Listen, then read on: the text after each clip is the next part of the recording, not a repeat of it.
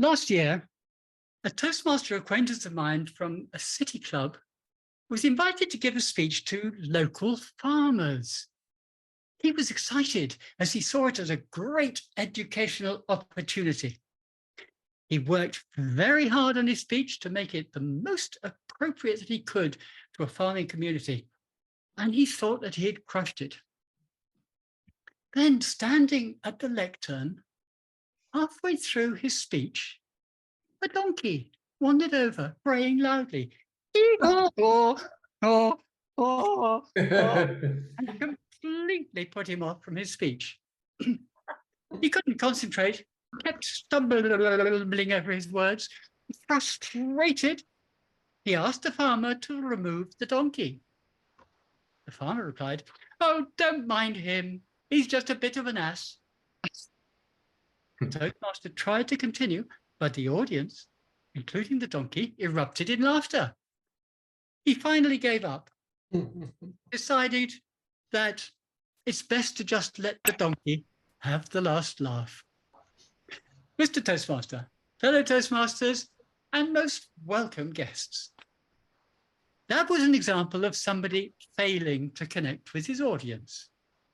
But it can also demonstrate one of the ways in which you can gain connection through humor. Tonight, I'm going to give you some more ways in which you can ensure that all your speeches achieve a real connection with the audience. But first, let's think about why it is important to gain a connection with the audience. Have you ever been to a presentation or a conference or a seminar and felt completely disconnected with the speaker? I'm sure that you have at least once in your life, and I know I have, more than once, I could tell you. Connection with your audience is the backbone of any great speech or presentation. It is the key factor that can make or break your message. So let's look at a few of the techniques. Now, you know that laughter is the best medicine, and that was the way I tried to start off tonight. But was it appropriate for this audience? Well, maybe not, but you still laughed. It is an effective way to find a common ground between you and your audience. My second tip is around body language. Body language plays a crucial role with audience connection.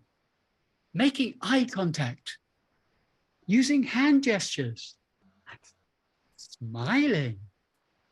It may seem small, but these nonverbal clues are essential in creating a positive and engaging experience. For example, with face-to-face presentations, I know this is not face-to-face, this is on Zoom, but bear with me. For face-to-face presentations, I always choose 3 people in the audience to look at. One on the far left, one on the far right, and one in the center. Resting my eyes on each person for a few seconds at a time. Now, it sounds simple, but that little technique makes every person in the audience think that you are talking directly to them. I had my NCT this afternoon. That's MOT to you English people. My car's NCT, not mine. It ran late, so I was getting ready to race back home for the meeting. My heart beating faster than a hummingbird's wings. But as I left the NCT center, a good friend of mine phoned me with an emotional crisis. And as a trusted confidant, I couldn't refuse to lend an ear. But as the minutes ticked by and I found myself knee-deep in a tangled web of love triangles and secret crushes, I completely lost track of time. Finally, with a jolt, I glanced at my watch, realizing with horror that I only had 5 minutes for the 10-minute journey home. I made a mental note then and there that I must schedule my friends' emotional outbursts for a more convenient time in the future. That, my friends, was my favorite technique, the use of storytelling. Stories have the unique power to connect with people.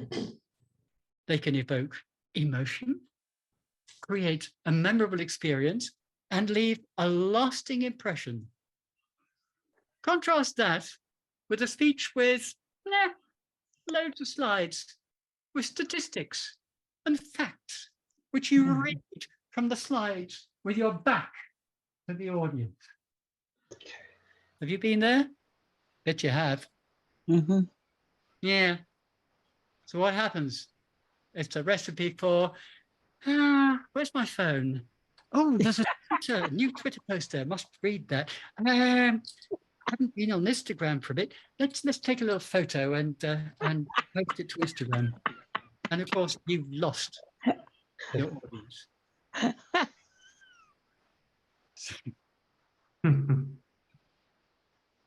So we've covered humor, we've covered body language, and we've covered storytelling. But there's one more thing that is a must if you want to keep your audience's attention. Be real. Be yourself and be in the moment. People can sense insincerity, especially on stage. Share personal stories of failure and success, because it's important to have that human connection. And if you make a mistake during your presentation, just own it. It's okay to be imperfect. Make a light joke of it, acknowledge the mistake and move on. The audience will appreciate you the more for it, and it will make you more relatable.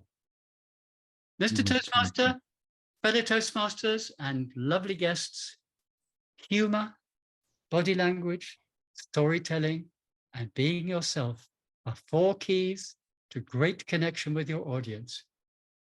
Practice these skills with every speech, and you'll soon become a much better speaker. Mr. Toastmaster.